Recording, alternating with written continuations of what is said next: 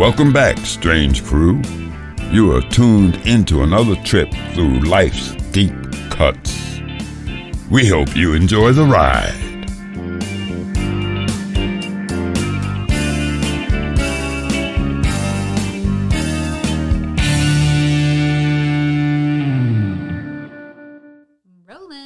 We're rolling. Oscar, Iris, thank you so much for joining us. Yeah, we're very happy to be here. Thanks for having us. Welcome to the show. I forgot I left my moose head over there. Oh my goodness. I know. How dare I? That's okay. Very uncharacteristic of me.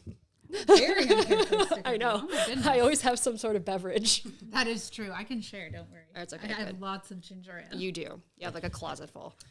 If you're watching, welcome back to Strange Grooves. We're very excited to have you here. We have some special guests in the studio, as Charisse has mentioned. And it's been a long time coming because we've been talking for a few months.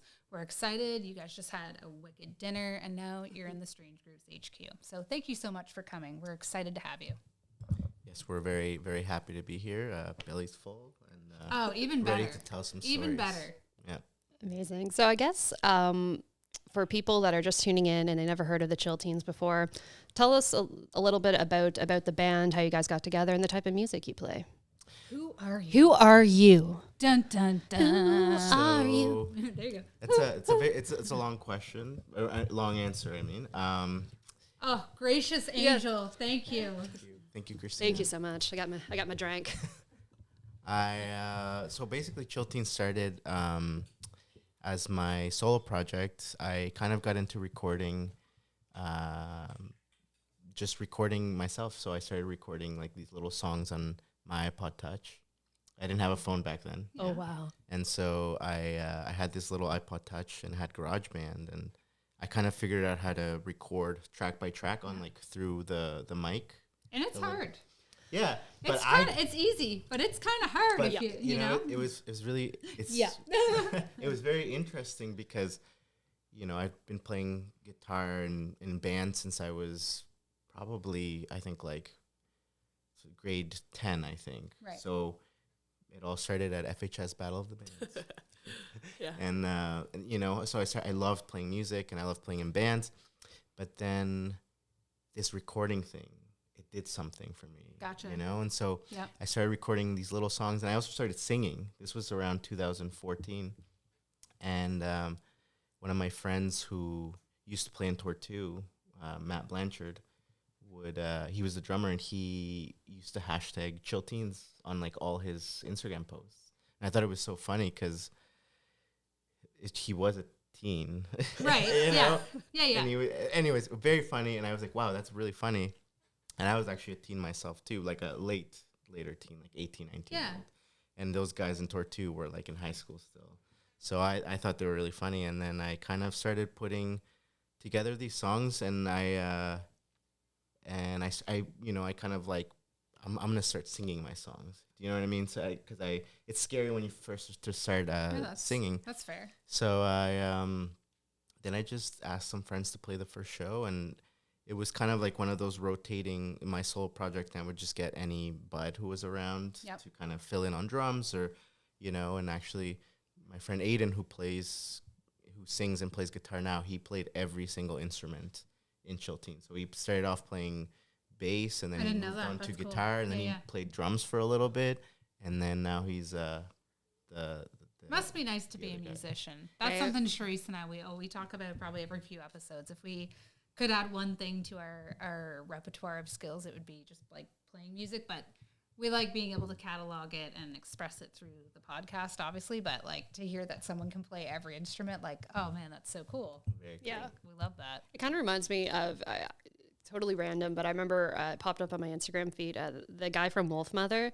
So like it was just him playing all the instruments like he's Wolfmother. Yeah. And yeah, it's pretty cool when that happens. Tame Impala. Impala, Yeah, that's true too. Yeah. So basically, I started recording. I started making these songs, and then I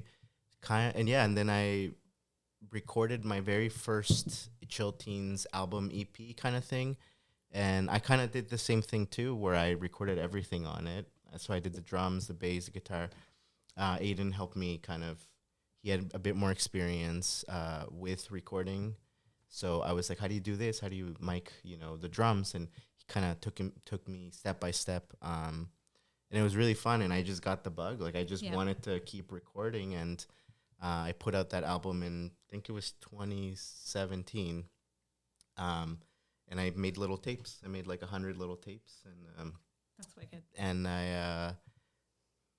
so that was the band back then. But again, always with the constant rotation. People couldn't, if this person couldn't do it, then this person would fill in, and just bounced around back and forth for a while there until I think it was 2019 when my sister joined. She played bass for a couple years, and we started to solidify the lineup a little more. So that's wicked. So it's been kind of a more steadier lineup since then. Kind of reminds me of Steely Dan, if I do say so myself. Oh, there you go. Like with the session players, and then like really having that like really key kind of lineup for their studio albums. He was very, very particular about that. And then having that lineup really kind of helped get those last few out. So that's sort of how I see it.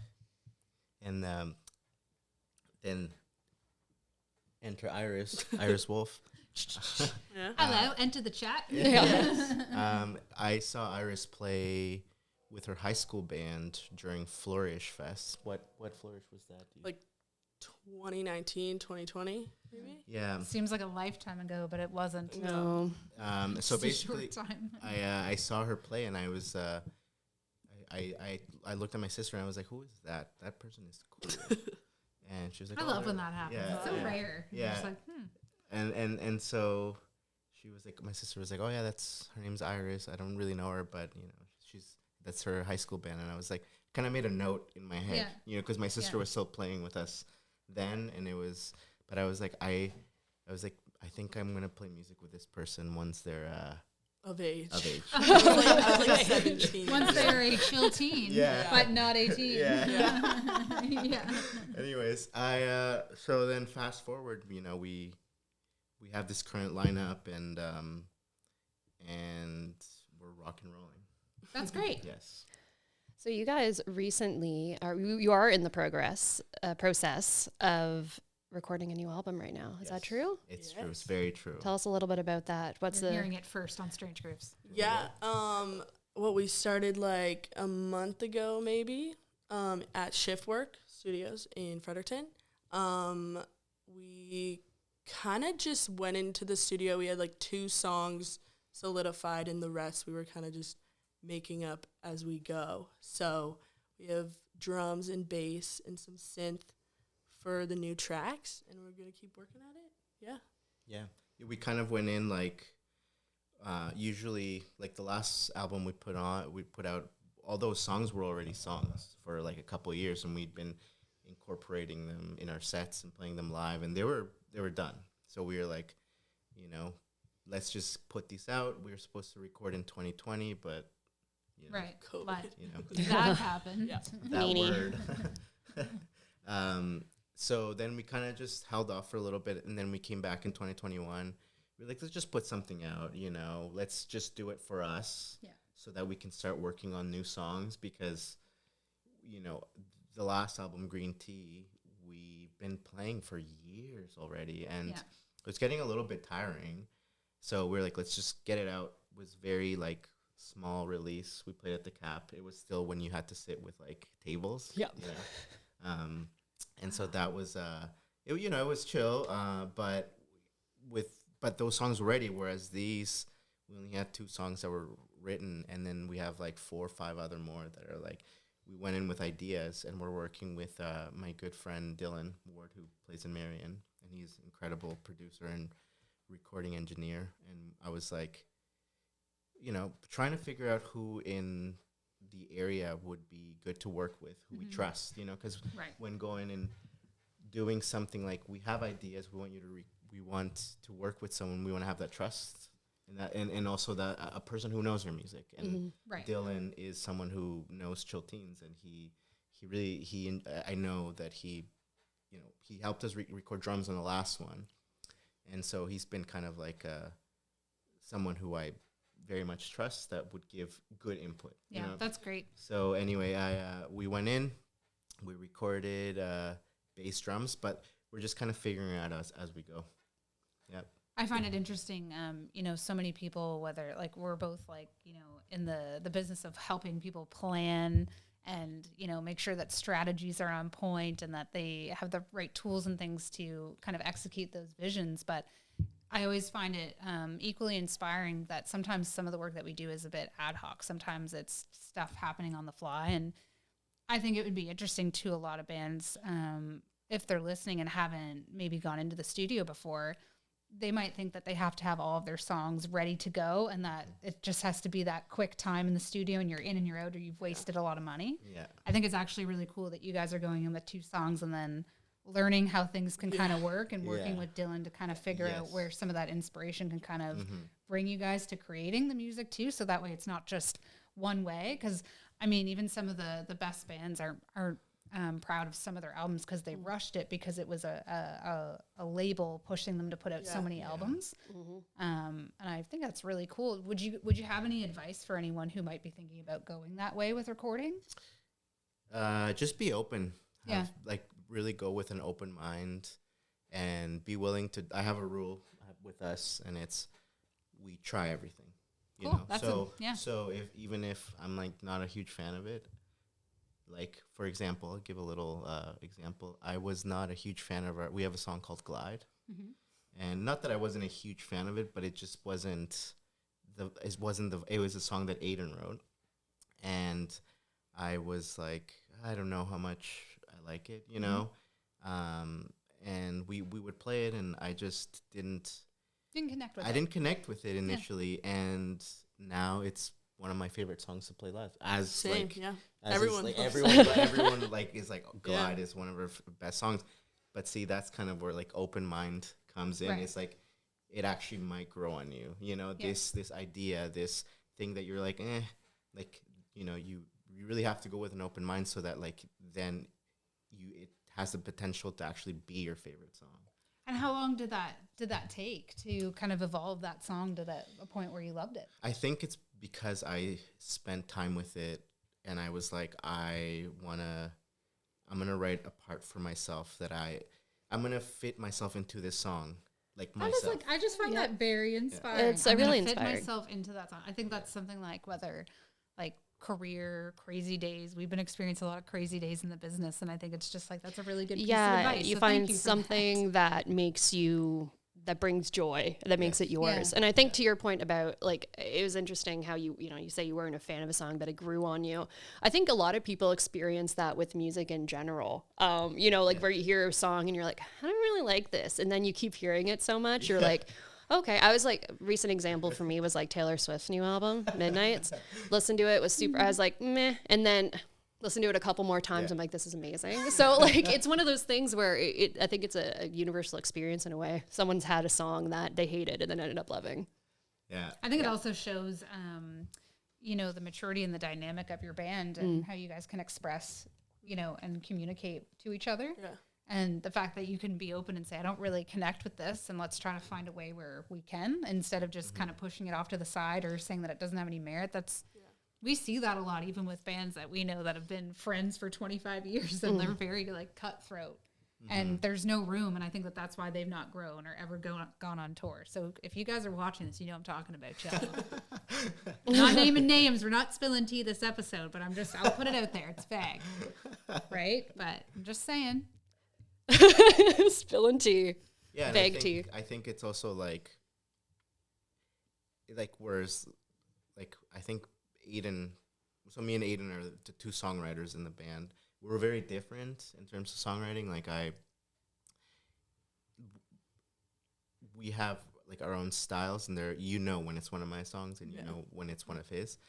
But we work so well together in songwriting because it's that open-mindedness, So the cool thing about working with someone like him is like he'll be like, maybe I just will play one note the whole song because that's what the song needs, and I'm like, thank you, because like right. I feel the same way. I'm like, if the song doesn't need like noise, if the song just doesn't need me in it, and maybe just for one little section, if that's what the song needs, that's what I'll do. Yeah. You know? And so how do you fit into the process? like when they approached you, were you just like, okay, or was it more like, you know, these are my, or what I want to do? How does that work? Because I know if we're being candid, you know, Sharice and I were doing a lot of like work with the podcast, and we're best friends, and people always say it's so hard sometimes to kind of, it's really fun, but sometimes you have to really be open to communicate, and that way you guys don't ever, like, did you experience any of that? Do you have any advice for anyone that's looking to kind of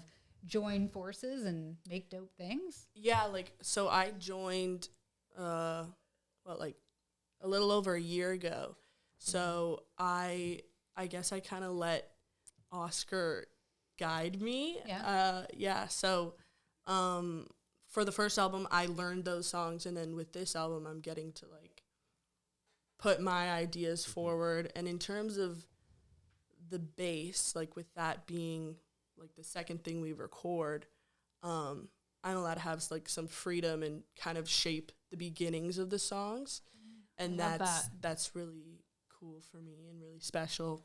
But then also with that, I guess hearing ideas and then growing the song just with the bass and with other people's input. Mm-hmm. So I guess just being open to hearing what Oscar and everyone else has to say, because if I'm at the very beginning and I'm not playing what people want me to play, the song is not going to sound how it should or how other people want it to sound. And you're a massive part of the structure.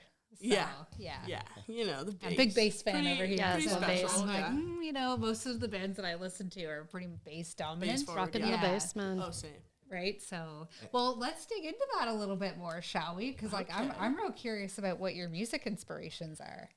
Oh, I would say I'm also a huge bass fan, so I like. I'm just Right. Jaco Pastorius, Yeah. Victor Wooten, oh my god. and then like going back like James Brown, not James Brown. I don't know, just like upright players and all that stuff. Yeah. Those are my big inspirations. Jazz, R&B, bass lines, like that's the kind of stuff I like. Also Fleetwood Mac, you know, very solid bass lines. Yeah. Not necessarily trying to like show off anything, but like be very supportive to the other instruments. And with Chillteens, I get to do both. Like I get to show off, but then also just like support and stuff. I'm just like, the more showing off, the more out traveling to the shows I'm going to come to, because I am a big fan of the bass. We actually, one of our songs has a bass solo. Oh, yeah. Like, Yes. Yes. Thank you. More bass. And actually, Iris has been writing some stuff for us. Like, she'll come up. She sent me like 3 files, and she's like, I wrote this. Mostly bass stuff. Have you Just checked out bass. any of the Blue Tigra stuff? Oh, yeah, she's awesome. So smooth. She's And sick, like, yeah. I'm a big Chromeo fan, or like anybody that can kind of make like really good like funk riffs, like Donny Benet. I don't know if you've listened to him. I don't know. I'm going to turn you on to him right away. You're going to love him. Awesome. And he's one man, so he does everything. Bass, drums, mini Korg, everything. Nice. And like very good tunes, right? And you're just like, it's very, and you'll love it. So I'm very excited about this. Oscar, it's your turn. What are your inspirations? Ooh, I have lots of them. I grew up listening to a lot of Latin American music because of my mom. She has amazing music taste, and You'll have to curate a playlist for us so that we can have some, because we've had a couple of different guests on the show where we've done like Brazilian dance music. We've had like a really like eclectic kind of few playlists that were curated. I'd love to have a Guatemalan one. That'd be amazing. yeah. So I grew up with a lot of Latin American music, a lot of Mexican, kind of like those like romantic, like, you know, Luis Miguel was a huge thing growing up, and then obviously like the classics like Jose. So, you know, introducing my music life with like all these Latin American romantic guys singing about love and all this stuff. And then when I kind of started, I think the first CD, the first CD I ever kind of owned was like the Nirvana Black Album. Oh, cool. I think what Bleach, I think it is. I don't know. Or is it just the one Nirvana? That's the Yeah. The greatest hits. Yeah. So that was my first thing I owned because I got like a little CD player when I was in grade 6. And it starts off with "You Know You're Right." Yes. Yeah. Exactly. Exactly. As I know, Yeah. right? The Gateway, Nirvana. Yeah. So it's a weird thing that I can do. I remember track listings on CDs. That's cool. That's Very a weird. cool. That's cool. Yeah. It's helped us on music trivia, I'll tell you that. So, anyways, sorry to interrupt. So then I kind of like the guitar music started around grade 6, and then I actually was part of a youth group through the MCAF, the Multicultural Association, and I was learning how to play classical guitar, and that's because they were just free lessons, and that's how I learned how to play guitar, was reading music. And then, fast forward like a year, I think it was around grade 8 that I discovered the Red Hot Chili Peppers.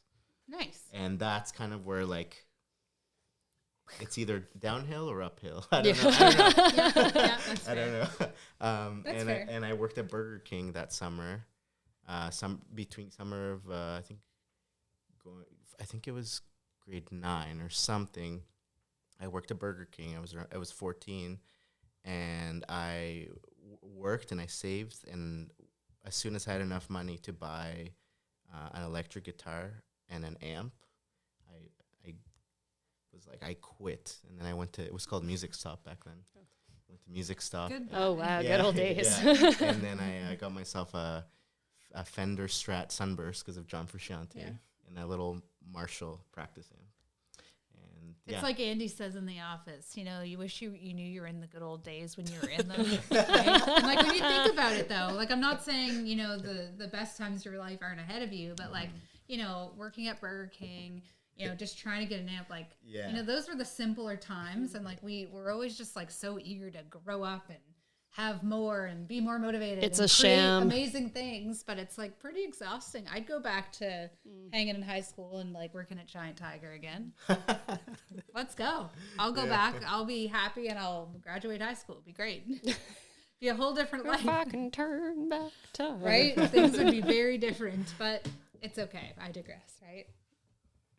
But it is what it is, right? We're all about life lessons on Strange Grooves, right? We keep it real. Did you also go through a Beatles phase? Like, Oh, This one did. yeah. The Beatles. This one did. I Yeah, didn't mean to say this it like one that. did. This one did. Like, it's insulting. No, I wear my Beatle badge proud. The Beatles were, I think, the gateway for me. I started listening to them growing, because my parents always had the oldies station on growing up, and they used to have a Beatles weekend, and that's when I really got into them. And Yellow Submarine, I remember being like my first song, like the first song I really remember, and I Want to Hold Your Hand, and then from there you kind of, I think, like Nirvana, how it's sort of a gateway to harder music and more alternative music. The Beatles, I think, were the gateway into classic rock for me, and really kind of shaped my path in music. Because it wasn't for the Beatles, that's how I discovered, Bob Dylan, Led Zeppelin, everything else like in between, right? And I think a lot of people have like, oh, the Beatles, or they're overrated, or they're and I totally get it, because I don't listen to them a whole lot these days too, but they have a spot in my heart, and I think you can't really deny the legacy and their impact, right? For sure. And that's my Beatles rant. Thank you for coming to my TED Talk. This one. My next sticker. This one. This one. Right, we'll just put it on anything. Cars, drinks, broadcasters. This one. Just put it on my car. Just put it on my back of my car. This If you- one. This one. What are you speaking in? This one. It's not a bad sticker collection, and we've got a pretty crazy. Yeah, one we got the coming. weirdest shit. But yeah, The weirdest shit. the weirdest shit.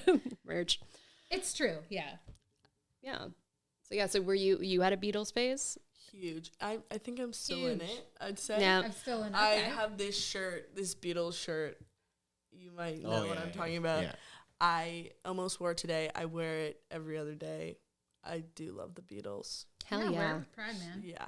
There's nothing wrong with the Beatles. Yeah. And Nothing. I'd fight someone about that. Same, I have I'm a with you. question for everyone. Okay. Favorite Beatles album? Oh, Rubber Soul or Revolver. Okay. That's it's between those two for me. I'm not a big Beatles fan, but yeah, so I don't know. I don't really have a favorite album. I'm sorry. Okay. What about you guys? I'm very curious. Abbey Road. Abbey Road's close Classic. third. Yeah. Abbey Road or Rubber Soul or Help.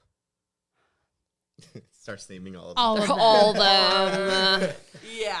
You know what's like Help? Like that's such like they had the movie and I watched it not too long ago because I had it on DVD from years ago and I'm like that's a really good movie. Such a good movie. It's actually It really has, good like, a piece of cinema. storyline and, Yeah, like, a plot. characters. It's good. Like it's Yeah. actually really good. Watch Help. Yeah. We'll see. Yeah. So yeah, Rubber Soul was close to. I think that was like their first kind of that's after they met Bob Dylan and it was very kind of they're like, "Oh, we can sing more about like holding hands." Things but other than that, like you kind of have that influence coming in like, "Oh, they're smoking pot now." Like that kind of vibe to it. So I think my favorite story, one of my favorite stories is like the Pet Sounds and like the, was it like the Sgt. Pepper's Pet Sounds kind of where like Brian Wilson's the guy from Pet Sounds or from Beach Boys. Yeah. Anyways, he heard, I think it was like he heard, what's the album where it has Rubber Soul? And then he was like, I want to make something like that. And then he made Pet Sounds. And then Paul McCartney or something heard Pet Sounds and was like, I want to make something like that. And they were trying to like one up Each other. each other. That's So like Steely cool. Dan and the Eagles. Yeah, no, exactly. And then after Sgt. Pepper, the Rolling Stones put out their kind of rip off her Yeah. her Satan's Majesty, Her Majesty's Satan's Request or something like that. Yeah. It's so cool. Just trying to like one up the Beatles. Like no big deal. Everyone. Like, Yeah, people realize like when that album came out, so many bands were like, oh shit, like the bar was upped and it sort of changed music in a lot of ways, right? That's how I feel about the Boston first album. There you go. Let's talk about that. You want to talk about a real good album? That's a real good album. Good debut. Is that their debut? Yeah. First album, yes. Good debut. Yeah. And we've actually never done this, but I'm going to do it because I think it's kind of funny. A band that grinds your gears. Oh yes, we've been salty lately. We have talked about Show X last we episode. have been want salty lately. So let's get salty. Let's get the lemons. Just a little bit, please. I'm like, do I want to do this one? I think we should all do it. Oh, I know. Like I I'm know. going to do it. I already know We it. publicly already stated it. Yeah, we're going to do recently. it again. I'm going to say you two. Oh, a Bono rip. Too. Yeah. Yeah. I'm just not into it. I can't do you two. I still haven't forgiven them for assaulting my iPhone with their album Oh yeah. without my consent. Forget. We will That never was forget weird. that. That was weird. And like I just never like. There's really no U2 song that I'm like. Even a lot of bands where I'm like meh about. There's one song that I'm like, that's a bop. Like I'll listen to it. Nothing from U2. Yeah. I'd maybe give Beautiful Day a pass. I would not. But that's only because it was on Now 4. Okay? I would change the Part of our station. heritage. If there was nothing else on any of the other stations, I would keep Beautiful Day on, but I would be changing the station. Beautiful Day, come on. That and maybe, yeah, it's U2. I was going to say a band of man, like maybe Coldplay, but like, But early Coldplay is yes. really good. Now, this isn't to say that they're not talented. No, or of course. A phenomenal band or whatever. And We no don't- we're shade not- to we're not fans. jabbing or anything like No, that. we- We're just saying, Music is special, to everyone. But yeah, no, U2. No, I can't. I have no idea. I don't want Very to good offend question, though. anyone with my answers. Can you imagine just name someone local? We're all going to get canceled. God, they're the worst. They're like nice, but like The Chillteens, Oh, that's good.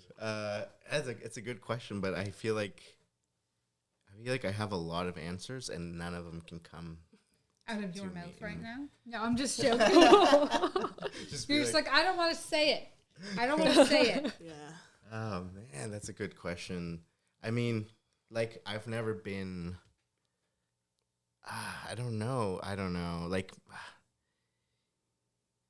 I'd hate to go down like the Nickelback train we're done because here. it's Off the show. Nickelback rocks, okay? They got bangers, and this episode is done. It's done. Cut. Yeah, we're I'm just joking. Walks off the screen. Just joking. I don't Maybe know. it's because of our age. I don't know. I know, but to be fair though, Nickelback, like I was a huge Nickelback hater. Huge Nickelback hater. Yeah. I think they're having a moment though. Like I think it's especially on on TikTok in particular. They're having like a moment where it's kind of cool to like them again. Oh. Which is too bad. More people don't love them.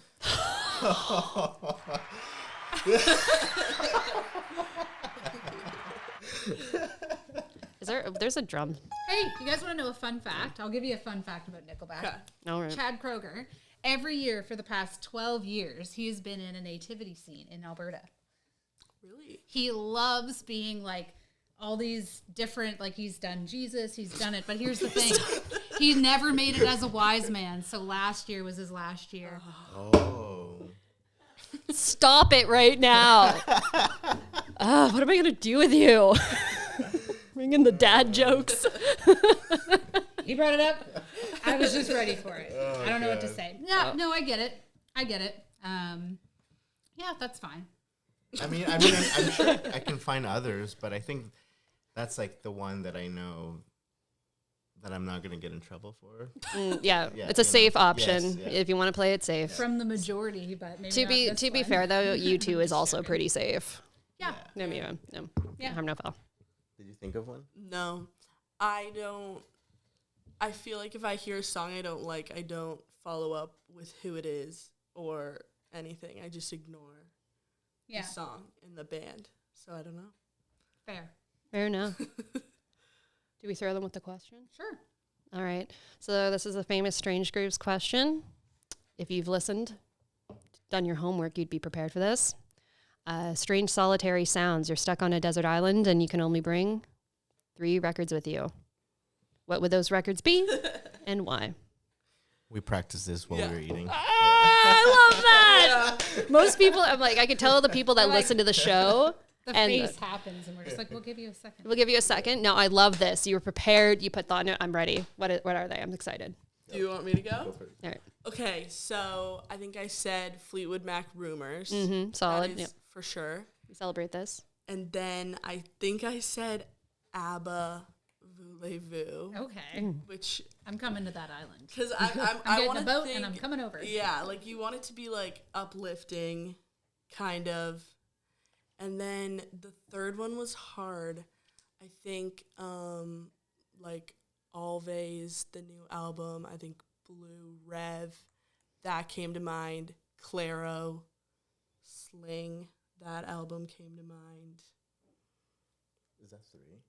That was 4. All right, stop. But the last 2 I can't decide, so I'll go with Claro's album, I think. Makes me feel good. So Okay. Solid. your turn. All right. Well, we were just talking about the Beatles, and I gotta have a Beatles one on there.